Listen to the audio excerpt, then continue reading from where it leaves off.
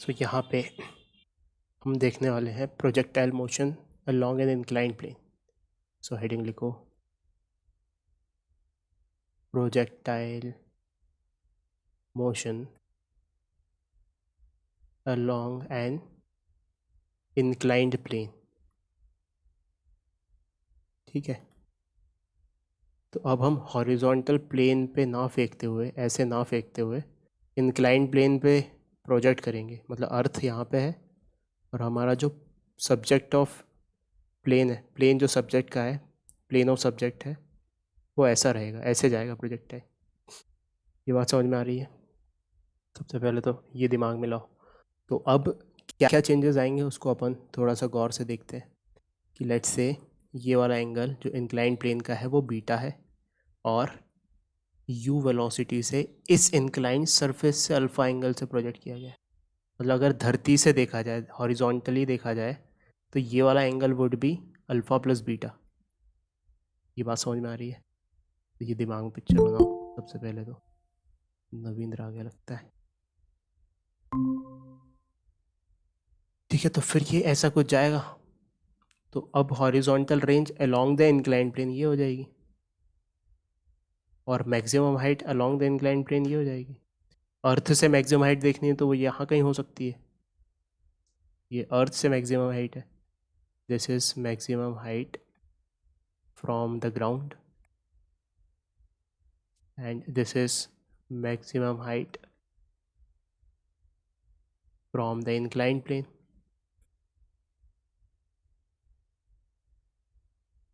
ठीक है, और ये जो आर लिखा हुआ है इस चीज़ को बोल रहे हैं horizontal range, horizontal range along the inclined plane, along the inclined plane। आया ये समझ में? पहले तो दिमाग पिक्चर बन गई। अच्छा, अब टेक्निकली क्या करेंगे? पहले तो ये तो सब अपन ने देख लिया, ये सब कैलकुलेट करना है हमें। टेक्निकली क्या करेंगे कि यहाँ पे जो जी होता था वो तो पूरा का पूरा वर्टिकल डायरेक्शन में होता था, लेकिन अगर इसमें हमने इंक्लाइन प्लेन के अलोंग एक्स एक्सिस मान ली और उससे परपेंडिकुलर वाई एक्सिस मान ली, तो जी असलियत में अब कहाँ है? यहाँ पे इमेजिन करो एक पॉइंट है, तो जी असलियत में तो नीचे है टूवर्ड्स ग्राउंड। तो अब इस एक्स और वाई में इसके कंपोनेंट्स आ जाएंगे because X axis is this and Y axis is this. तो अब जी को भी रिजॉल्व करना पड़ेगा। ए एक्स यहाँ पे ज़ीरो नहीं होगा। ये बात समझ में आ रही है? ये समझ में आ गई तो फिर सब समझ में आ जाएगा। ए एक्स ज़ीरो यस नहीं हो, सर। यहाँ पे ए एक्स ज़ीरो हो जाता था। क्यों? क्योंकि एक्स डायरेक्शन में कोई एक्सेलरेशन ही नहीं था, क्योंकि हमने इसको एक्स एक्सिस माना था और इसको वाई एक्सिस माना था। अब अगर हम इसको एक्स एक्सिस मानेंगे तो एक्सेलरेशन का कुछ कंपोनेंट आ जाएगा वहाँ पे तो वो हमें देखना है। ठीक है, तो वन बाय वन हम इसको सॉल्व करेंगे। पहली कंडीशन लेंगे जब ऊपर साइड फेंका है, ऐसे फेंका है तो ये ऊपर जाएगा ऐसे अप द इंक्लाइंट। और दूसरी कंडीशन लेंगे जब ऊपर से नीचे फेंका है, फिर नीचे आएगा। सो फर्स्ट अपन करेंगे, इसमें फर्स्ट लिखो up the inclined, up the incline plane. ठीक है, मतलब ऊपर फेंका है। ठीक है, तो हम डायग्राम बनाते हैं अच्छे से। तो अब डायग्राम बनाना शुरू करो। ये हमने ग्राउंड बनाया, ठीक है, और ये हमारा इंक्लाइन प्लेन है और यहाँ से फेंका गया है प्रोजेक्टाइल को। लेट्स से यू वेलोसिटी से फेंका, तो वो कैसे दिखेगा हमें जाता हुआ? ऐसे कुछ जाके ऐसा टकरा जाएगा यहाँ पे ये वाला एंगल है अल्फ़ा, और जिस एंगल से प्रोजेक्ट किया गया था उसको बोला गया है बीटा। नहीं, इसको बीटा बोला गया है। ऊपर के कन्वेंशन के हिसाब से ले लेते हैं, अच्छे से बन जाए इसलिए ऐसा बना रहा हूँ मैं। यू इस तरफ है, this angle of inclination is beta and this entire angle, this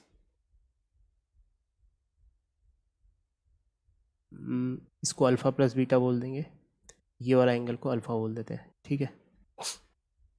so this angle will be alpha plus beta. अच्छे से मार्क करना, ये थोड़ा बड़ा बना लेना अगर नोटबुक में जगह कम है तो।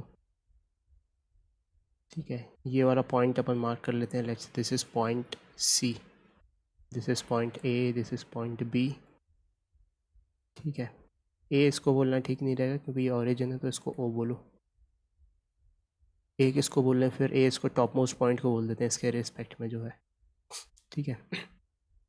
तो अब हम जब रिजॉल्व करने जाएंगे किस एक्सिस के अबाउट, ये वाली हमारी एक्स एक्सिस है और ये वाली हमारी वाई एक्सिस है। तो हम लिखना चाहते हैं यहाँ पे एक्स डायरेक्शन की चीज़ें और यहाँ लिखना चाहते हैं वाई डायरेक्शन की चीज़ें। सबसे पहले यू एक्स लिखेंगे, तो यू का एक कंपोनेंट आएगा कौन सा, अल्फ़ा के टर्म्स में, so that would be u cos alpha along x axis, और वाई एक्सिस के अलॉन्ग आएगा u sine alpha, so u y is equals to u sine alpha, ठीक है। हमेशा याद रखना ये अल्फ़ा जो एंगल है ये वाला एंगल है, ठीक है। फिर ए एक्स लिखेंगे और ए वाई लिखेंगे। अब ए एक्स ज़ीरो नहीं होगा यहाँ पे, क्यों नहीं होगा ज़ीरो, देखो यहाँ पे अच्छे से, तो जी के विजुअलाइजेशन के लिए हम अच्छे से फिर से यहाँ पे बना लेते हैं incline plane. Incline plane angle beta पर है, यहाँ पे अगर जी मार्क करें तो किस तरफ होगा जी, नीचे की साइड, ठीक है। अब इसके कंपोनेंट लेना है हमें, अगर ये एंगल बीटा है तो अगर इसको कंप्लीट करें तो ये राइट एंगल ट्राइंगल बन रहा है, ये वाला एंगल कितना होगा 90 माइनस बीटा, और ये वाई एक्सिस और ये x axis, this is also beta because this entire is also 90, this is 90 minus beta and this is beta. तो ये वाला जो कंपोनेंट होगा माइनस वाई के along, this would be g cos beta, और ये वाला जो होगा ये होगा जी साइन बीटा। एक्स किस तरफ है, एक्स उस तरफ है, तो हमने जो ये लिखा हुआ है ये तो एक्स के विपरीत है, तो हम जो ए एक्स लिखेंगे that would B minus of this thing. Minus क्यों, क्योंकि एक्स पॉजिटिव में इस तरफ है, पॉजिटिव एक्स इस तरफ है और पॉजिटिव वाई इस तरफ है, तो ये माइनस में आएगा ये वाला भी। So a x is minus g sine beta, minus g sine beta, and a y is minus g cos beta. यहाँ तक क्लियर, एकदम दिमाग में बन रही है ये बात। अब इसके बाद तो तुम उस्ताद हो करने में कि कुछ भी निकाल के रख दोगे, ठीक है। तो ये बात हमें समझ में आ गई। अब क्या करें, टाइम ऑफ फ्लाइट निकाल लेते हैं। तो first is time of flight. Time of flight के लिए हमारी एक्स एक्सिस क्या है, ये है एक्स एक्सिस, यहाँ से शुरू हो रहा है प्रोजेक्टाइल और यहाँ पे पहुँच रहा है, तो यहाँ पे भी वाई कोऑर्डिनेट ज़ीरो है और यहाँ पे भी वाई कोऑर्डिनेट ज़ीरो है, तो हम वाई में इक्वेशन लगा देते हैं और वाई में डिस्प्लेसमेंट ज़ीरो कर देंगे तो टाइम ऑफ फ्लाइट आ जाएगी। So equation in y direction, कौन सी equation, y is equals to u y t plus half a y t square, तो इसमें जो टी आएगा वो टाइम ऑफ फ्लाइट आ जाएगा। सर सेकंड पॉइंट पे y की वैल्यू 0 कैसे है? क्योंकि देखो लास्ट क्लास में देखा था हमने ये अच्छे से, इसका कोऑर्डिनेट लिखो, इसका कोऑर्डिनेट क्या होगा 0,0, इसका कोऑर्डिनेट लिखोगे तो लेट्स से ये मान लो 50 है, अच्छा, मतलब सर अपन इसको x मान रहे हैं, हाँ इसको x मान लाइन लो, को। इसको y मान ले, तो इसका यस सर। कोऑर्डिनेट होगा 50,0, तो y कोऑर्डिनेट इसका भी 0 और इसका भी 0, y में इक्वेशन लगानी है अपन को। आया समझ में ये अमोक? यस आ गया। हाँ, तो ये अब ज़ीरो लगा दिया यहाँ पे, so y equals to zero is equals to u y t, u y कितना है u sine alpha, u sine alpha, t क्या है टाइम ऑफ फ्लाइट, तो कैपिटल टी लिख देते हैं इसको, हाफ तो हाफ है। अब ए वाई क्या है, ए वाई अब माइनस जी नहीं है, ए वाई है minus g cos beta, so minus g cos beta multiplied by t square, ठीक है। तो अभी ये क्वाड्रेटिक इक्वेशन बन गई ईजी सी, इसको सॉल्व कर लेंगे तो टी आ जाएगा। सो इसको एक तरफ लेके चले गए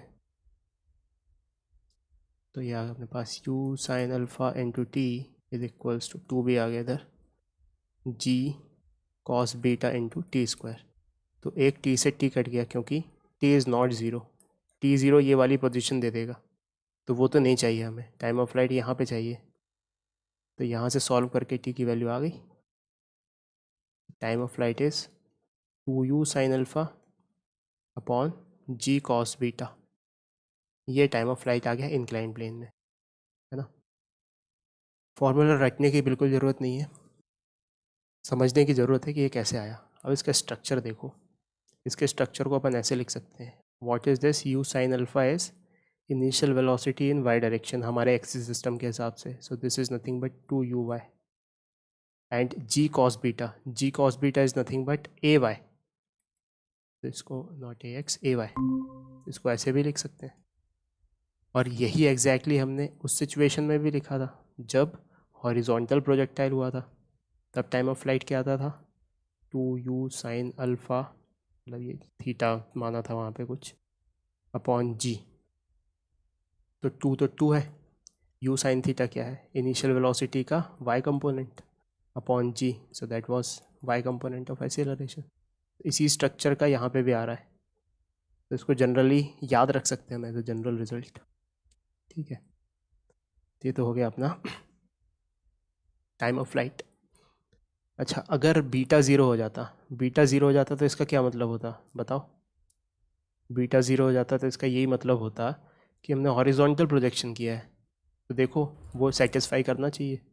सो if beta is equals to zero, इसमें एक पॉइंट लिखो, मतलब दिस वुड हैव बीन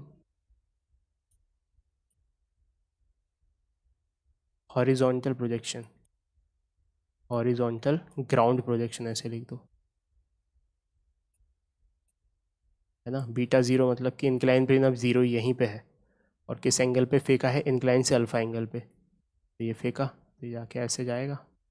तो अगर इस इक्वेशन में बीटा को ज़ीरो सब्सटीट्यूट कर दें, तो टाइम ऑफ फ्लाइट क्या आना चाहिए, 2u साइन अल्फ़ा अपॉन जी इंटू कॉस ज़ीरो, क्योंकि बीटा की जगह ज़ीरो रख दिया, कॉस ज़ीरो 1 होता है, तो that is 2u sine alpha upon g, जो कि वही का वही आना चाहिए जो आ गया, तो बिल्कुल सही बात है ना। तो होप ये तुम एंटिसिपेट कर पा रहे हो। तो ये तो हो गया अपना पहला टाइम ऑफ फ्लाइट। लिखते जाना, सारी चीज़ें लिखनी है साथ साथ। Yes, sir. फिर सेकंड आ जाते हैं अपन रेंज पे। ठीक है, तो क्या चक्कर है, ये है अपना इंक्लाइन प्लेन, यहाँ से फेंका है और जाके यहाँ टकरा गया, ये इस we are talking about this range. तो कहाँ इक्वेशन लगानी पड़ेगी, एक्स डायरेक्शन में। ये ज़ीरो से लेके समय t इक्वल टू ज़ीरो पे शुरू हुआ और t is equals to capital T पे यहाँ पहुँच गया, जिसकी वैल्यू हम ऊपर निकाल चुके हैं। y में इक्वेशन लगा देते हैं, सॉरी x में। So in x direction x is equals to u x t plus half a x t square. यहाँ पे x क्या रखना है, यहाँ से यहाँ तक x है r, so we will keep it capital R is equals to u x कितना था, u इंटू कॉस अल्फ़ा। ये क्या रखना है यहाँ पे, t total time, time of flight, so that is 2u sine alpha upon g cos beta, 2u sine alpha upon g cos beta. So t की जगह रखा है यहाँ पे 2u sine alpha upon g cos beta plus half a x क्या है, a x अब zero नहीं है इस इक्वेशन में, ए एक्स है minus g sine beta, so minus g sine beta और टी स्क्वायर यानी कि इस चीज़ का स्क्वायर, तो यह है अपने पास 2 का square 4 u square sine square alpha upon g square cos square beta. ठीक है, तो ये आर की वैल्यू आ जाएगी यहाँ से, u और u मल्टीप्लाई हो गए, so this is 2u square, cos alpha और साइन अल्फ़ा मल्टीप्लाई हो गए, तो लिख देते हैं फ़िलहाल के लिए sine alpha cos alpha upon g, तो जी है कोई दिक्कत ही नहीं है, और यहाँ पे क्या आया कॉस बीटा, तो कॉस बीटा, और यहाँ पे 2 से 2 कटा, जी स्क्वायर से एक जी कट गया और माइनस है, सो माइनस यहाँ पे आएगा साइन बीटा, लिख रहे हैं आराम से, साइन बीटा, यू स्क्वायर भी आएगा और एक 2 भी आएगा, तो 2u square sign beta sine square alpha और अपॉन में कॉस स्क्वायर बीटा, जी भी आ जाएगा यहाँ पे। ठीक है, अब क्या करें, कुछ कॉमन वॉमन ले लिया जाए, कॉमन ले लेते हैं कुछ, तो 2u स्क्वायर कॉमन, जी भी कॉमन, यहाँ से आ जाएगा sign alpha cos alpha upon cos beta minus यहाँ से आ जाएगा साइन बीटा साइन, अच्छा कॉस बीटा भी कॉमन लिया जा सकता है तो ले लेते हैं ना, कॉस बीटा भी कॉमन लिया जा सकता है और साइन अल्फ़ा भी कॉमन लिया जा सकता है। तो साइन अल्फ़ा भी कॉमन ले लिया और कॉस बीटा भी कॉमन ले लिया, तो यहाँ से बचा कॉस अल्फ़ा, बाकी सब कॉमन निकल गया। यहाँ से बचा साइन बीटा और साइन स्क्वायर अल्फ़ा, यहाँ पे एक कॉमन ले लिया तो एक साइन अल्फ़ा बचा अपॉन यहाँ पे कॉस स्क्वायर बीटा है, कॉस बीटा कॉमन लिया तो एक कॉस बीटा बच गया। ठीक है, ये हो गया। अब इसको sine beta upon cos beta को टेन बीटा भी लिख सकते हैं, तो finally this would be 2u square sine alpha upon g cos beta cos alpha minus tan beta sine alpha, ये हो गया। अब इसको चेक करते हैं कि अगर बीटा ज़ीरो हो जाए तो क्या वही आंसर आ रहा है जो हमारे सिचुएशन में आ रहा था। तो हमने कहा ठीक है। सर वहाँ पे 10 बीटा और 10 अल्फा, नहीं, अच्छा ठीक सर। ठीक ठीक, हाँ सर ये sine alpha upon cos beta का कुछ नहीं होगा? साइन अल्फा एक ही ले सकते हैं ना, दोनों में थोड़ी मल्टीप्लाई होगा वो, या तो इसके साथ पेयर बना लो या तो इसके साथ बना लो, अच्छा हाँ सर ठीक है है। ना। तो क्योंकि बीटा बीटा का पेयर बनेगा इसलिए टेन बीटा बना, साइन अल्फा अकेला रह गया। अब देखते हैं अगर बीटा ज़ीरो हो जाए, सो बीटा ज़ीरो हो जाए तो देखते हैं वही का वही आंसर आ रहा है कि नहीं। अगर नहीं आया तो इसका मतलब गलत आंसर निकाला है। सो बीटा ज़ीरो, इसका मतलब हॉरिजॉन्टल प्रोजेक्शन, नॉन इंक्लाइन। तो अगर बीटा ज़ीरो रखा तो कॉस बीटा वन हो जाएगा और टेन बीटा ज़ीरो हो जाएगा। So this would be R is 2u square sine alpha cos alpha, ये वाली चीज़ तो एंटायर ज़ीरो हो गई, अपॉन जी, और 2 sine alpha cos alpha would be sine 2 alpha, so it will be u square sine 2 alpha by g. यही आता है, यही आ गया तो वेरीफाइड हो गया। अच्छा लगा, अच्छा महसूस हुआ ऐसा करके।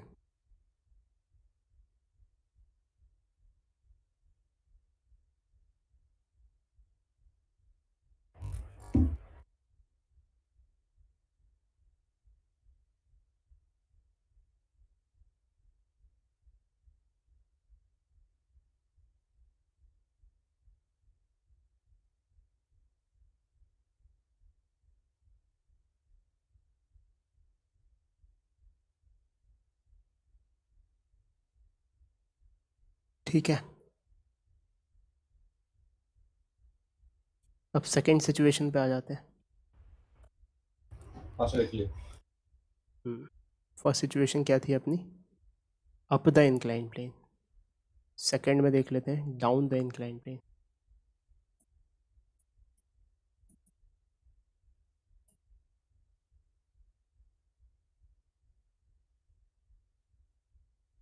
तो वही बीटा एंगल से इंक्लाइंड है इंक्लाइन प्लेन, और यहाँ से हमने प्रोजेक्ट किया। ठीक है, तो परपेंडिकुलर जैसा दिख रहा है, परपेंडिकुलरली नहीं कर रहे हैं, परपेंडिकुलर भी हो सकता है, ऐसी कोई बात नहीं है, लेकिन एक जनरल केस ले रहे हैं कि ये वाला जो एंगल है ये अल्फ़ा है। तो ये कैसा जाएगा, ऐसा जाएगा और यहाँ पे कहीं पे टकरा जाएगा। अब इसके लिए टाइम ऑफ फ्लाइट निकालने के लिए सारी चीज़ें लिखनी पड़ेंगी।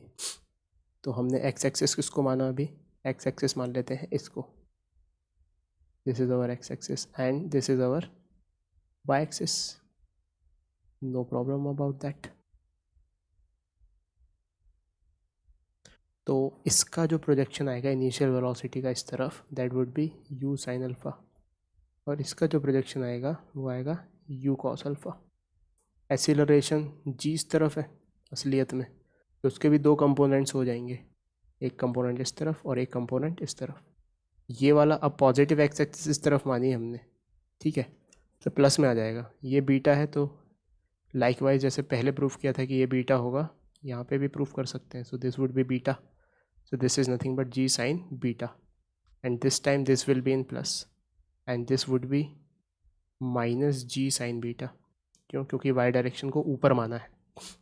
ठीक है, अब एक्स और वाई में इक्वेशन लिखते हैं, x direction and y direction.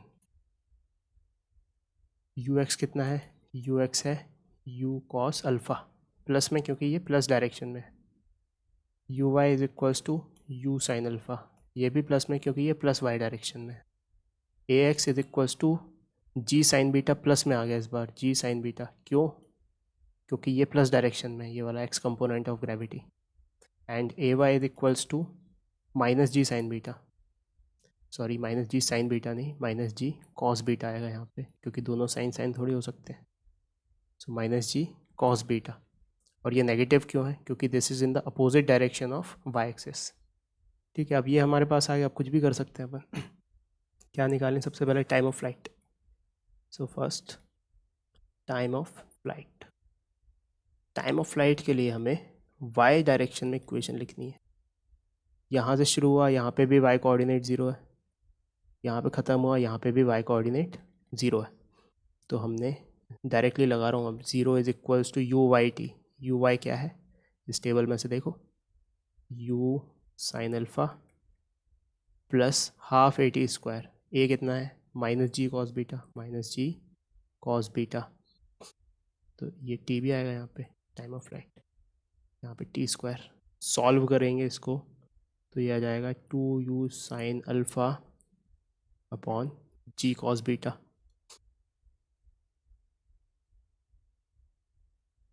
तो तुमने पाया कि टाइम ऑफ फ्लाइट वही का वही आ गया, है ना?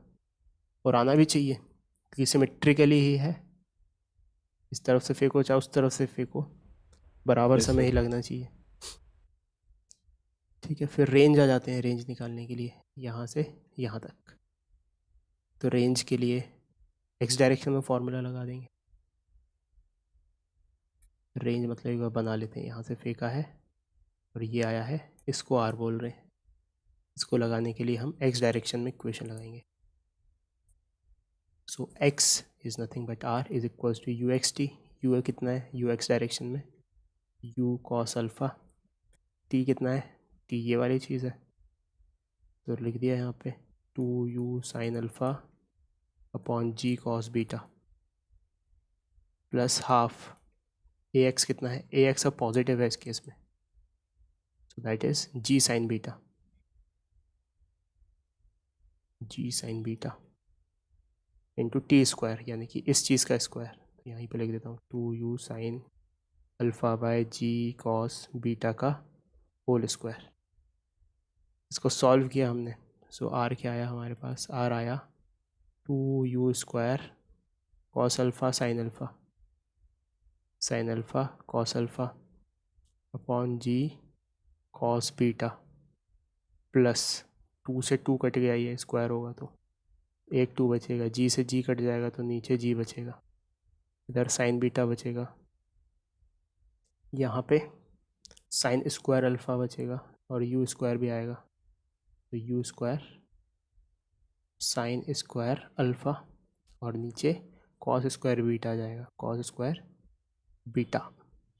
अब क्या किया जाए? कॉमन लिया जाए, 2u square sine alpha upon g cos beta को ले लिया कॉमन।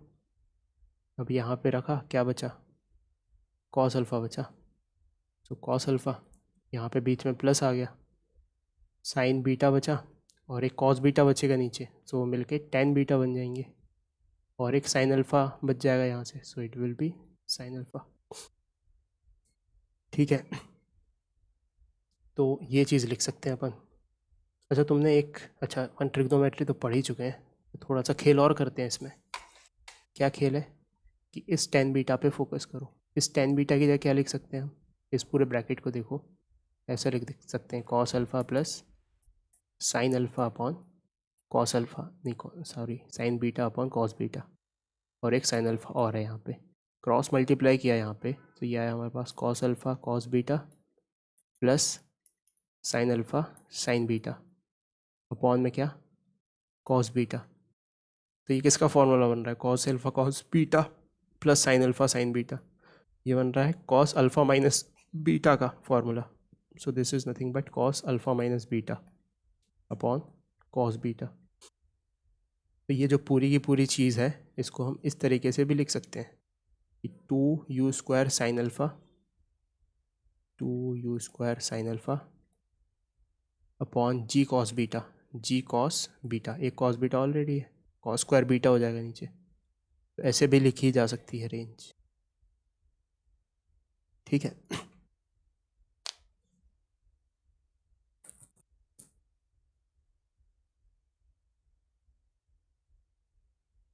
तो कोई मतलब नहीं है इन सब बातों का, कॉन्सेप्ट समझ में आना चाहिए। मैथमेटिकल मैनिपुलेशन की कोई इतनी आवश्यकता नहीं है, वो तो ऑन द स्पॉट हम कर ही लेंगे जब सिचुएशन आएगी जैसी, ठीक है। सर हाँ भाई। सर आपने वो जो बोला कि डाउन द मतलब अपन ने दो केस पढ़े ना, अप द हाँ इंक्लाइंड प्लेन और डाउन द इंक्लाइंड प्लेन। हाँ तो सर दोनों में सेम टाइम लगेगा अगर अपन सेम एंगल से फेंक रहे तो। हाँ। लेकिन सर जब आप डाउन द इंक्लाइंड प्लेन आ रहा था तो उसकी वेलोसिटी ज्यादा होनी चाहिए ना, क्योंकि ग्रेविटी ग्रेविटी का भी उसको सपोर्ट मिल जाएगा। हाँ वेलोसिटी ज़्यादा होनी चाहिए देखो, लेकिन रेंज सेम नहीं आ रही है। अगर तुम रेंज की बात करो तो रेंज आ रही है इसमें ज़्यादा। देखो समझाता हूँ मैं तुम्हें, समझ जाओगे अभी। तो जैसे हमने अप द इंक्लाइन फेंका था, गौर से देखना, तो टाइम ऑफ फ्लाइट तो दोनों में सेम आ रहा है, कोई दिक्कत नहीं, ठीक है। रेंज देखो यहाँ पे रेंज माइनस में आ रही थी, है ना, मतलब कि थोड़ी सी कम आ रही थी रेंज, ये बात समझ में आ रही है। लेकिन डाउन द इंक्लाइन में यहाँ पे बीच में प्लस आ रहा है रेंज में। तो इसका मतलब अगर हम यहाँ पे बनाए, यहाँ से फेंका अप द इंक्लाइन, सेम मतलब एक इनिशियल स्पीड यू और एंगल अल्फ़ा से, तो जाके वो ऐसा गिर जाएगा, ठीक है। लेकिन अगर मान लो सपोज़ हमने यहाँ से फेंका सेम एंगल से, इसके एंड पॉइंट से, तो ये ऐसा जाएगा और लेकिन यहाँ नहीं गिरेगा, ये और कहीं दूर जाके गिरेगा यहाँ पे। ये बात समझ में आ रही है। तो हाँ सर। टाइम ऑफ फ्लाइट तो दोनों के लिए सेम हो गई, लेकिन इसकी स्पीड ज़्यादा है इसलिए इसने ज़्यादा डिस्टेंस कवर कर लिया नीचे वाले में, ठीक सर, आगे है ना, आगे से है समझ ना। में। तो इसलिए ऐसा हो रहा है। तो वेरी गुड ऑब्जर्वेशन, बहुत ही सही चीज़ तुमने पकड़ी है। ये आया बाकी नवीन और अक्षय समझ में आया ये क्या बोल रहा है अमोघ, कि yes sir. Time of flight तो सेम है दोनों के लिए, ऊपर फेंको चाहे नीचे। Yes sir.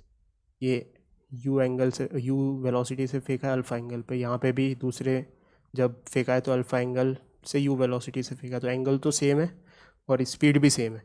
लेकिन ये वाला क्योंकि ग्रेविटी सपोर्ट कर रही है इसको, ये ज़्यादा ट्रैवल कर जाएगा, और ये वाला क्योंकि ग्रेविटी इसको ज़्यादा सपोर्ट अगेंस्ट में है, ग्रेविटी ऊपर जाते टाइम, इसलिए ये कम ट्रैवल करेगा, है ना। तो ये बहुत बढ़िया बात हो गई। अब आ जाते हैं क्वेश्चन को सॉल्व करने पर। तो ये हमें प्रोसेस याद रखनी है, इसका फॉर्मूला याद रखने का कोई महत्व नहीं है, ना फॉर्मूला बोर्ड्स में आएगा इंक्लाइंड वाले का, ना कोई पेपर में आएगा। हमें दिमाग लगाना पड़ेगा ऑन द स्पॉट। इनफाइनाइट ऐसी सिचुएशंस बनाई जा सकती हैं, अगर हमारा कॉन्सेप्ट स्ट्रांग है कि क्या करना है वहाँ पे, तो हम किसी भी सिचुएशन को सॉल्व कर देंगे। तो एक सिचुएशन को लेते हैं। So write down a question, a man standing on hill, standing on a hill top projects, a man standing on a hilltop projects a stone horizontally with speed v naught as shown in figure, as shown in figure, taking taking the coordinate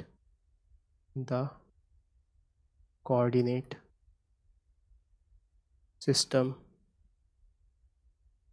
as given in the figure, as given in the figure, find the coordinates of the point, find the coordinates of the point where the stone the stone will hit the hill surface, the hill surface. ठीक है। और figure कुछ ऐसा दिया हुआ है यहाँ पे, ये एक्स एक्सिस है, ये वाई एक्सिस है, मतलब इमेजिनरी। हिल टॉप यहाँ पर है, ओरिजिन को हिल टॉप बोला गया है, ठीक है। दिस इज़ हिल टॉप, जहाँ से फेंका गया, और यहाँ से प्रोजेक्टाइल को हॉरिजॉन्टली फेंका गया एकदम, कितनी स्पीड से, वी नॉट की स्पीड से। और यहाँ पे जो पॉइंट पे वो गिर रहा है, लेट्स से ऐसे जाके ये गिर जाएगा यहाँ पे। तो इस लाइन को ज्वाइन करने वाली, इनिशियल पॉइंट और फाइनल पॉइंट को ज्वाइन करने वाली इमेजिनरी लाइन और हॉरिजॉन्टल लाइन के बीच का एंगल, ये थीटा मार्क्ड है। तो ये फिगर दिया हुआ है, ठीक है। अब सॉल्व करो इसे, दिमाग लगाओ थोड़ा। तो इसको देखते हैं अब वन बाय वर्ड। मैं अपनी थॉट प्रोसेस तुम्हारे सामने रखता हूँ, वर्ड बाय वर्ड पढ़ता हूँ सबसे पहले। तो क्या, man standing on a hill top, ये खड़ा है हिल टॉप पे, projects a stone horizontally with speed of v not, ये फेंका इसने वी नॉट स्पीड से। Sir answer 2v0 square by g आएगा क्या? 2v0 square by ji, theta से मुक्त, थीटा का कोई कंसिडरेशन नहीं आ रहा। थीटा आना चाहिए, क्यों? क्योंकि अगर मान लो सपोज ये थीटा एंगल कुछ और होता, कुछ और आंसर आता। चलो देखते हैं। तो डायमेंशनली तो सही है, 2v² जी। अब देखते हैं थीटा का कंसिडरेशन आता है कि नहीं। तो इसने फेंका, on hill top projects a stone horizontally with the speed v0 as shown in the figure, taking the coordinate system as given in the figure.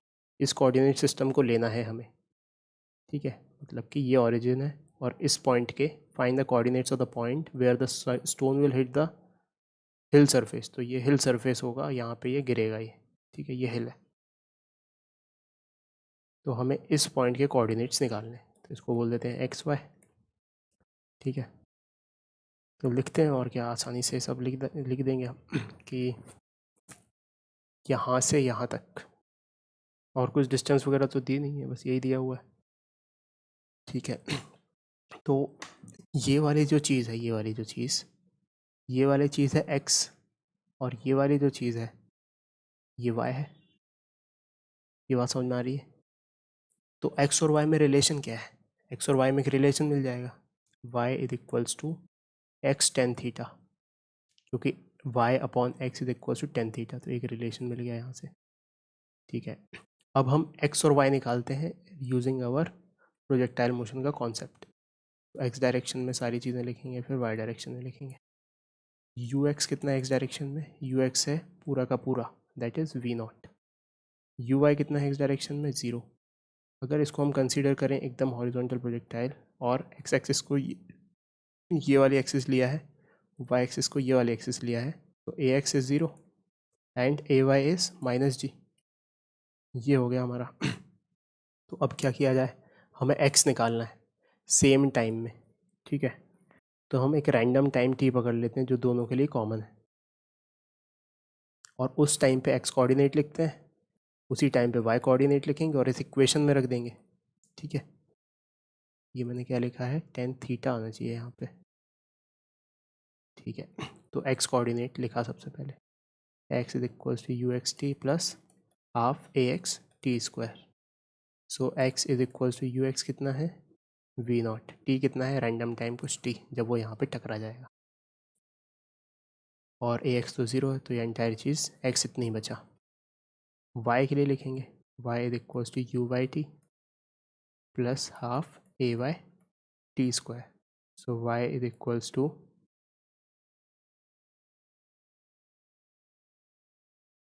You y is zero and half is half, a y is minus g and t square. तो x और y में एक relation मिल गया, तो T को eliminate कर देते हैं। तो t is equals to v not x by v not. So t is equals to x by v not. Navindra कुछ कहना चाह रहा है।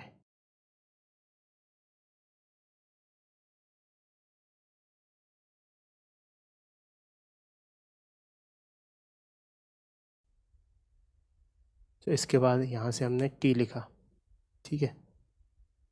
ये टी को उठा के इधर सब्स्टिट्यूट करेंगे तो टी एलिमिनेट हो जाएगा।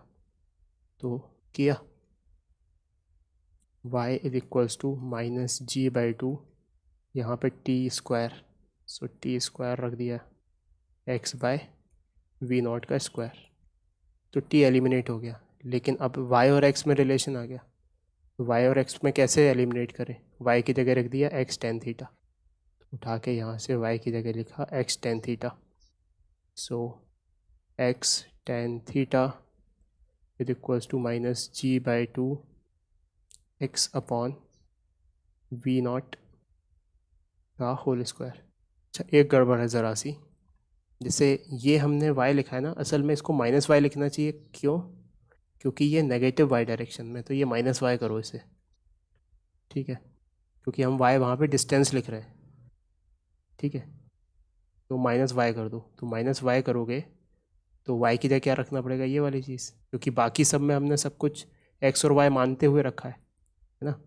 और यहाँ पे भी क्या रखना पड़ेगा हमें इस इक्वेशन में, यहाँ पे जो y रखा था, ये अगर डिस्टेंस माना है हमने तो इसको माइनस वाई रखो। तो ये माइनस वाई रखा, ये माइनस वाई, तो दोनों तरफ से ही माइनस कट जाएगा अगर, तो फिर x नेगेटिव आ जाएगा, जो कि गलत है। तो एक काम करते हैं, इस y को y ही लिखे रहने दो, इस y को y ही लिखे रहने दो, क्योंकि ये एक जनरल y कोऑर्डिनेट रिप्रेजेंट कर रहा है, that can be negative also and that can be positive also, ठीक है। इस कोऑर्डिनेट को अपन एक्स वाई नाम बोलते हुए, क्योंकि हमने दोनों वेरिएबल को सेम मान लिया, एक्स वाई नाम वाई ना बोलते हुए इसको बोल देते हैं x naught comma y naught, ठीक है। तो इसका मतलब ये वाला जो ट्राइंगल है, इसमें एक वाई नॉट एक नेगेटिव चीज़ को रिप्रेजेंट कर रहा है, so this would be y naught, और इसको एक्स नॉट, क्योंकि ये पॉजिटिव है तो इसको एक्स नॉट। अब ठीक है, तो यहाँ पे वाई नॉट और एक्स नॉट कर लो, ताकि हमारा ये वाला वेरिएबल और ये वाला वेरिएबल अलग अलग हो जाए, if you are getting this, ठीक है। अब उठा के यहाँ पे y की जगह वाई नॉट रखना है।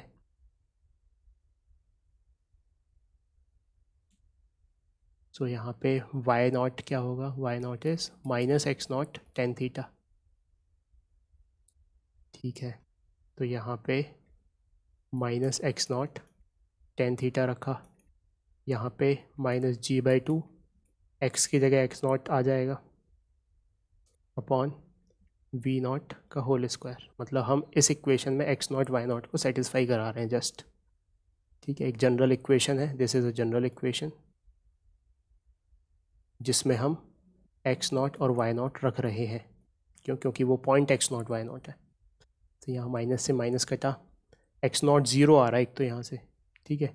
सो एक्स नॉट ज़ीरो क्या आ रहा है, क्योंकि टाइम पीरियड जब टाइम ज़ीरो है तब एक्स की वैल्यू ज़ीरो है ना। तो एक तो ज़ीरो आ रहा है, ठीक है भाई, और तो वो तो हमको नहीं चाहिए, वो तो गलत आंसर है। तो एक एक्स नॉट से एक्स नॉट कट गया, तो क्या आया यहाँ से, x not is equals to two v not square, square अंदर लगा देते तो इसका स्क्वायर कटा है। So two v not square upon g tan theta, ठीक है, सही है। एक्स नॉट इधर जाएगा, टू टेन थीटा गलत है,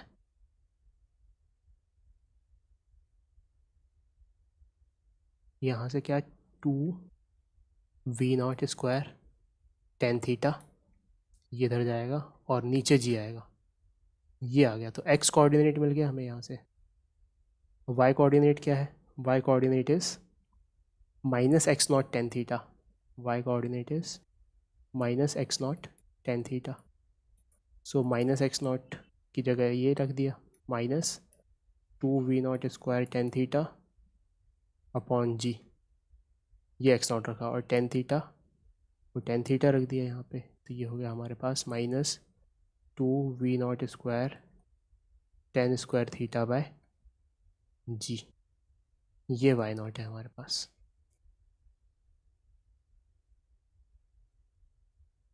तो एक्स नॉट और वाई नॉट आ गए, आंसर आ गए ये दोनों।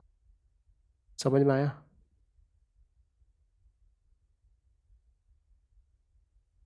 Yes sir. नोट कर लो इसको अच्छे से।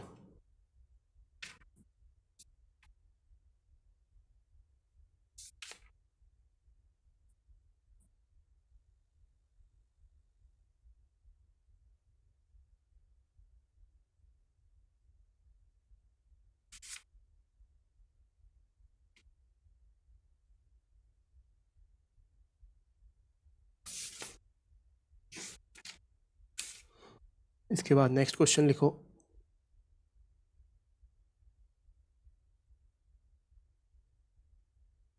इन द फिगर शोन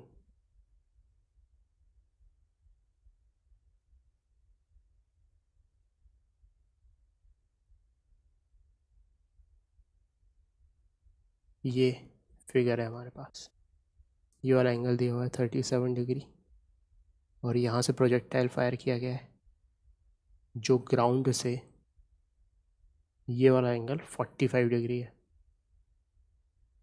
ठीक है। एंड ऑफ कोर्स ये जाएगा ऐसे इंक्लाइन प्लेन पे, और कहीं पे जाके यहाँ पे टकरा जाएगा, ठीक है। तो हमने जिस पॉइंट पे टकराया है उसको बोला है P, जिस पॉइंट से फेंका गया उसको बोला है O, और P के एकदम वर्टिकली डाउन ग्राउंड पे पॉइंट जो है projection of P, that is Q। कितनी स्पीड से फेंका इसे? 20√2 मीटर पर सेकेंड से फेंका गया है, ठीक है। ये एक्स एक्सिस है और ये वाई एक्सिस है, मतलब ये तुम्हारे ऊपर है जिसे मानना हो, एक्स एक्सिस वाई एक्सिस, ऐसा कुछ दिया नहीं है। So find first A part, time of flight of the projectile along the inclined plane,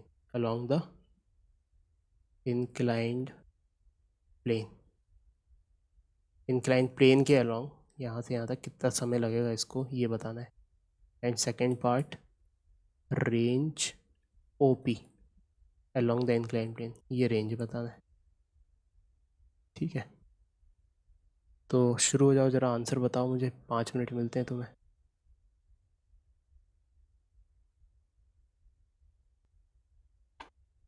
तो देखो इसको है ना, अपन कोई भी एक्सिस सिस्टम मान सकते हैं, या तो इंक्लाइन के अलोंग या तो ग्राउंड के अलोंग। कौन सा मान के शुरू किया नवींद्र तुमने? एक्सिस सिस्टम ये माना या ये माना? पहला या दूसरा?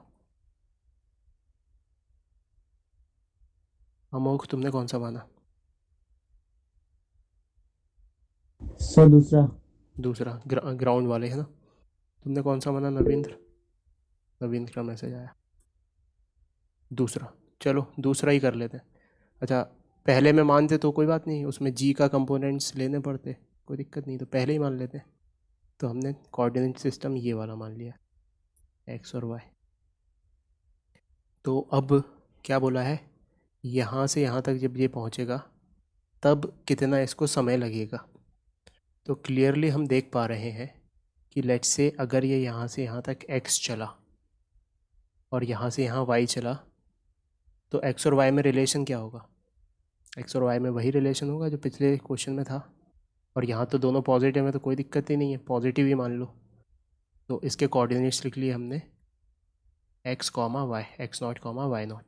So this is y0 and this is x0. So tan 37 is equals to y0 by x0. tan 37 की वैल्यू कितनी होती है?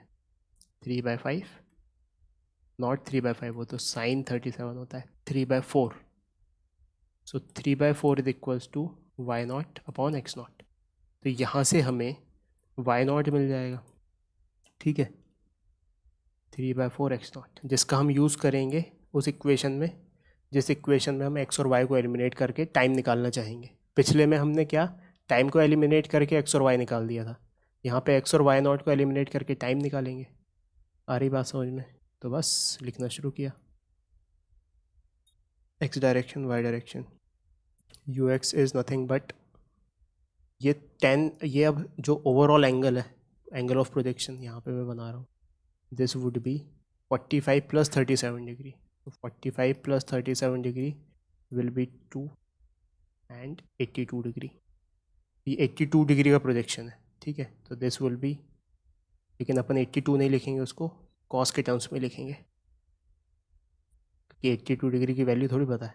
So cos 37 degree plus 45 degree, this is ux, and uy is u sin 37 degree plus 45 degree, ठीक है. ax is 0 and ay is minus g. तो इसमें cos a plus b वाला formula लगा देते हैं, 10 + 45 क्यों किया? क्योंकि ये ओवरऑल एंगल है ना, this is 37 degree plus 45 degree, क्योंकि ग्राउंड से ऐसे फेंक रहे हैं तो ये ऐसे जाएगा, और हमें ये कोऑर्डिनेट चाहिए. हमें नीचे गिरे उससे कोई मतलब नहीं है, बीच में कहीं पे जहाँ पे उसका x0 y0 हो गया होगा कोऑर्डिनेट, वो कोऑर्डिनेट चाहिए. तो ये 82 डिग्री तो होगा. सर मतलब मेरे को तो अभी तक लग रहा था कि ओवरऑल एंगल जो वो 45 डिग्री है, वो 45 और वो तब, 37 प्लस एक्स है। अच्छा सॉरी, अरे हाँ गलत, सही लग रहा है तुम्हें, मैंने गलत लिख दिया ये. आई am very sorry about that.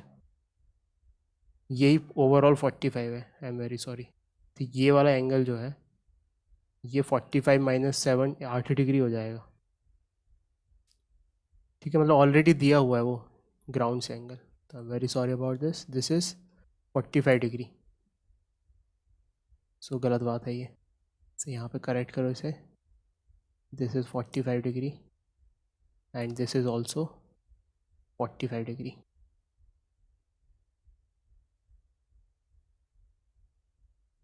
तो ये हो गया u/√2 और ये भी u/√2, कोई दिक्कत नहीं है. अब तो आसानी से बस करना है अपन को x और y कोऑर्डिनेट लिखने. So x is equal to uxt plus half ax t square. ax तो ज़ीरो है, तो ये वाली overall term zero. x is x0, ux is u/√2 and time is t, ठीक है. यहाँ पे y is equals to u/t plus half ay t square. So uy is u/√2, time is random time t, ay is minus g, so this will be minus g/2 t square. ये अपना y0 आ गया, क्योंकि y coordinate is y0. अब हम क्या चाहते हैं, हम चाहते हैं टाइम को रखना, x और y को एलिमिनेट करना. तो एक काम करते हैं, पहले तो इस y0 को x के टर्म्स में लिख लेते हैं. So y0 is nothing but 3/4 x0.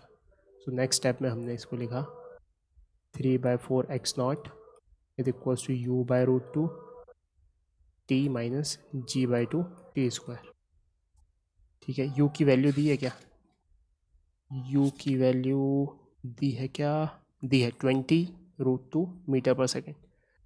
सो यहाँ पे 20√2 आ जाएगा, तो इससे √2 से √2 कट जाएगा, तो यहाँ पे लिख देते हैं 20√2, यहाँ पे भी लिख देते हैं 20√2. सो √2 से √2 कट गया, ठीक है.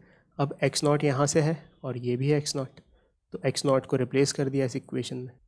So this equation will be 3/4 x0 is nothing but 20t.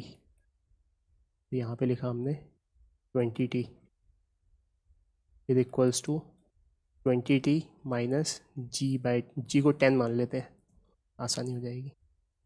So 10/2 T square, यहाँ पे हमने g को 10 मान लिया. सवाल में वैसे दिया होना चाहिए कि g को क्या माने, लेकिन ठीक है मान लिया. बस अब इस इक्वेशन को सॉल्व कर देंगे तो टाइम आ जाएगा. हमें क्या चाहिए, टाइम ऑफ फ्लाइट ही चाहिए था, वहाँ तक तो आ गया बस, और क्या. यहाँ से कटा तो यह 5 15 t is equals to 20t minus 5t square. तो ये इस तरफ गया तो -5t बचा, और ये इस तरफ आया तो +5t square. So +5t square minus 5t is equals to 0. Common लिया 5t, t minus 1 is equals to 0. तो या तो t की वैल्यू 0 हो गई, या तो t की वैल्यू 1 सेकेंड हो गई. तो t इक्वल टू 0 तो वहीं के वहीं शुरुआत वाले पॉइंट को करस्पॉन्ड कर रहा है. t इज इक्वल्स टू 1, ये हो गया अपना आंसर, क्योंकि time of flight is 1 second. First का आंसर है ये, ठीक है. फिर क्या पूछा उसने, रेंज ओपी, रेंज ओपी यहाँ से यहाँ तक। तो अब असल में रेंज क्या होगी, रेंज तो ये वाली चीज़ है। तो the answer would be x square plus y square का root, this is what, x square plus y square का रूट। तो एक्स नॉट और वाई नॉट निकाल लेते हैं, समय रख के निकाल लेते हैं बस, और क्या। X naught in 1 second is 20 into 1, that is 20 metres. And y naught कहाँ से आएगा, वाई नॉट एक्स नॉट के टर्म्स में आ जाएगा, y naught is 3/4, x naught is 20 metre, 20 रखा यहाँ, 4 5 20, मतलब कि 15 मीटर्स। तो यानी कि हमारे पास एक्स नॉट आया है 20 मीटर एंड वाई नॉट आया है 15 मीटर। तो ये जो रेंज है ये कितना आएगा, 20 स्क्वायर प्लस 15 स्क्वायर का अंडर रूट। तो यानी कि 400 प्लस 225, 400 प्लस 225 यानी कि 625 का रूट, 625 का रूट होता है 25 मीटर। ये वाली चीज़ आ गई 25 metre. This is our answer number B. ये आंसर नंबर ए था। समझ में आया?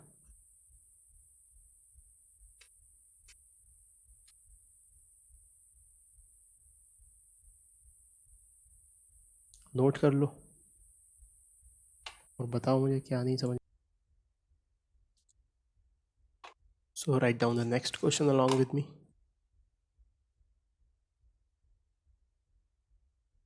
which says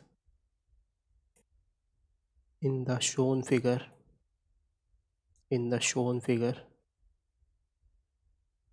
ये फिगर कुछ ऐसा है, ध्यान से बनाना। इंक्लाइन प्लेन है जिसका एंगल ऑफ इंक्लिनेशन 37 डिग्री है और यहाँ से प्रोजेक्ट किया गया अपना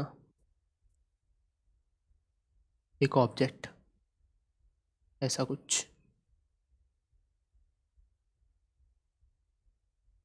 और ये वाला एंगल जो मार्क्ड एंगल, ये 45 डिग्री है, ठीक है। और कितनी स्पीड से फेंका गया, 20√2 मीटर पर सेकेंड से फेंका गया। तो ये जाया, शुरू हुआ, इस शुरुआत वाले पॉइंट को ओ बोल देते हैं, और ये गया गया और यहाँ पे टकरा गया। जिस पॉइंट पे टकराया उस पॉइंट को बोल देते हैं पी, ठीक है।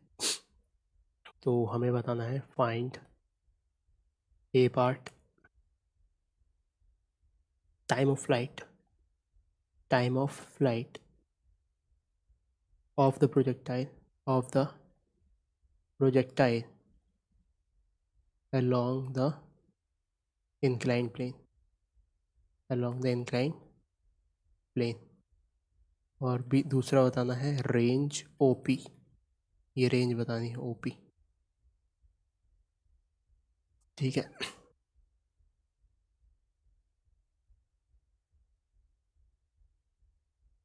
तो शुरू हो जाओ अपना एक्सेस सिस्टम, तुम जो मानना चाहो वो मान सकते हो और सॉल्व कर सकते हो उसे।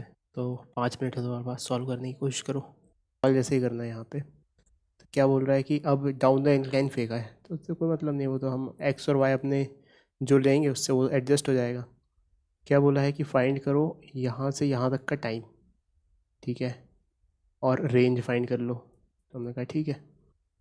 तो एक काम करते हैं, इसको हम एक्स एक्सिस मान लेते हैं,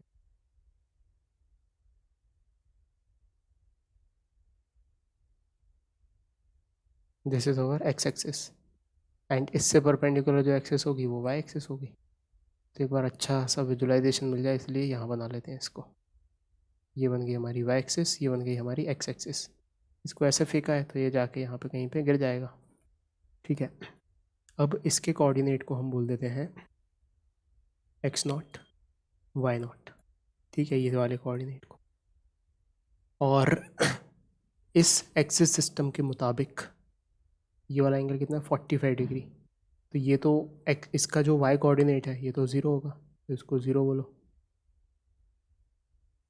ठीक है। अब हमने जो प्रोजेक्टाइल फेंका है वो 45 डिग्री के इंक्लिनेशन पे इसके मुताबिक, एक्स और वाई में लिख देते हैं सारी चीज़ें, ये एक्स और ये y. So u x will be u, that is 20√2 metre per second by √2, क्योंकि कॉस 45 डिग्री तो ये 20 हो जाएगा, u y will be 20√2 cos 45 degree, तो ये भी 20 हो जाएगा। ठीक है, ए एक्स क्या होगा यहाँ पे, ए एक्स और ए एक्स के लिए ए इस तरफ है असलियत में, तो एक कंपोनेंट आएगा इधर और एक कंपोनेंट आएगा इधर। ये वाला एंगल है 37 डिग्री, तो ये होगा 53 और ये होगा 37, so this will be cos जी कॉस 37 डिग्री, और ये होगा जी साइन 37 डिग्री। ये बात समझ में आई? ये एंगल मार्क करते समझ में आ गया ना कि 37 कैसे मैंने जज कर दिया इसको, क्योंकि वो हाँ ट्राइंगल से सर। करके। So a x is nothing but x की तरफ ही है g sine 37, so g sine 37 is 3/5 plus होगा क्योंकि एक्स डायरेक्शन की तरफ ही है ये, और a y is minus g cos 37। माइनस क्यों होगा, क्योंकि ये वाई से अपोजिट है, सो माइनस जी 4/5। ठीक है, अब उठा के हम लगा देते हैं, और क्या इक्वेशन एक्स में लगाना है, हमें एक्स कोऑर्डिनेट चाहिए। अच्छा नहीं, हमें टाइम ऑफ फ्लाइट चाहिए, तो एक्स कोऑर्डिनेट 0 है, वाई में लगा देते हैं। सो वाई में इक्वेशन लगाई, y is equals to u y t plus half a y t square. तो y 0 हो गया, यू वाई कितना है, यू वाई है 20, समय कितना है t जो आएगा time of flight, plus half a y कितना है, ए वाई है -g, तो -10 ले लेते हैं इसको, -4/5, तो ये 2 -8 हुआ ये, तो -8 इंटू टी स्क्वायर। इसको फर्दर सॉल्व किया तो ये कट गया -4, so this is nothing but 4t square -20t is equals to 0। और सॉल्व किया, 4t कॉमन लिया, यहाँ से क्या आया, t -5 इज इक्वल्स टू 0। ये वैल्यू देगा t इज इक्वल्स टू 0, और ये वैल्यू देगा t is equals to 5 seconds. तो क्या है हमारा answer, t is equals to 5 second, ये पहले का आंसर है। t इक्वल टू 0 को तो डिस्कार्ड कर देंगे, so this is answer of A part. दूसरे में क्या बोल रहा है वो, कि रेंज बताओ ओपी, यहाँ से यहाँ तक आने में कितना डिस्टेंस ट्रैवल कर लिया इसने एक्स के अलॉन्ग, तो इसका मतलब एक्स में इक्वेशन लगानी और टाइम रख देना है 5 सेकेंड। तो x is equals to u x t plus half a x T.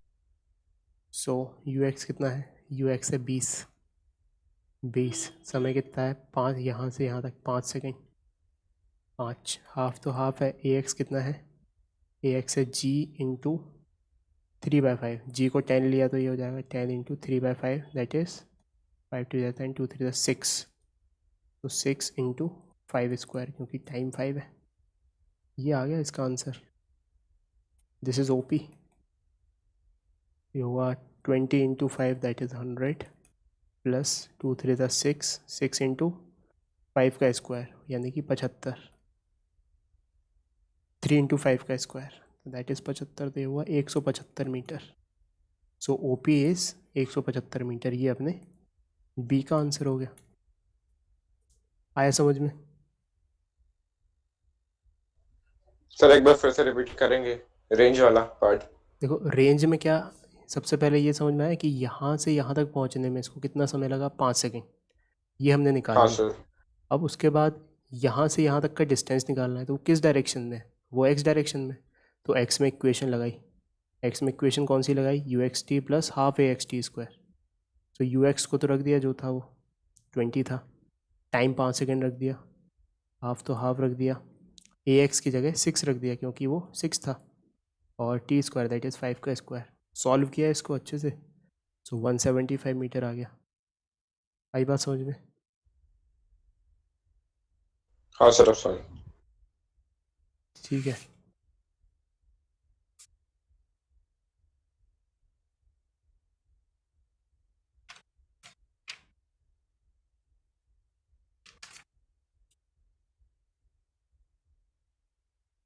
तो अब तुम्हें कुछ क्वेश्चन सॉल्व करने हैं।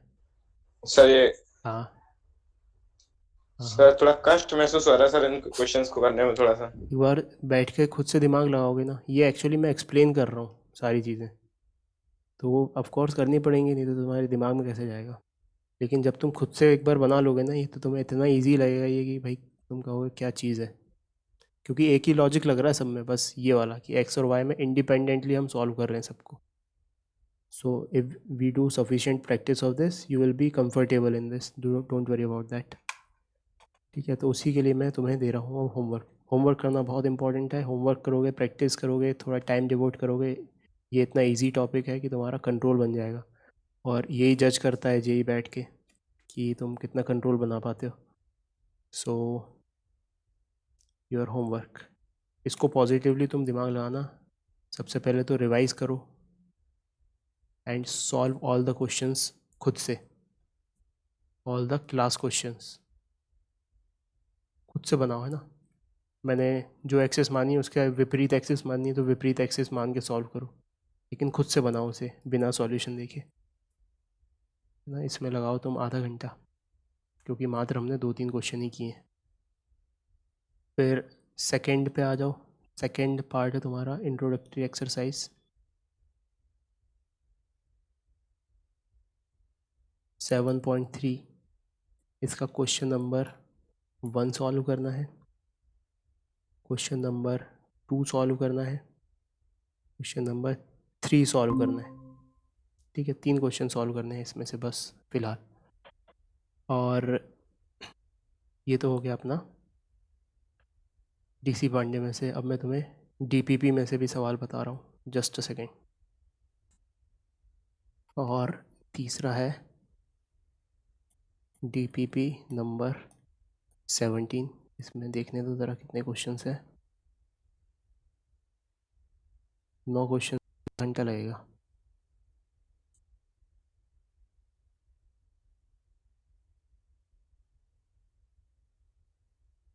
इसमें 15 मिनट लगेंगे. तो ये तुम्हें हर हाल में सॉल्व करना है. तो अपनी नेक्स्ट क्लास 5 बजे है. कोशिश करो कि 5 बजे से पहले ये चीज़ निपटाओ, है ना. एकदम लाइव चलो. यस पुराना सर. जो छूट गया है उसको पहले छूटे रहने दो. ये सॉल्व करो बिफोर आवर मैथ्स क्लास, तो तुम्हें कॉन्फिडेंस बनेगा. और ये बहुत, एक बार कॉन्फिडेंस बन गया तो बहुत ही मज़ा आ जाएगा फिर तुम्हें. ठीक है, चलो bye bye. Bye sir. Bye sir.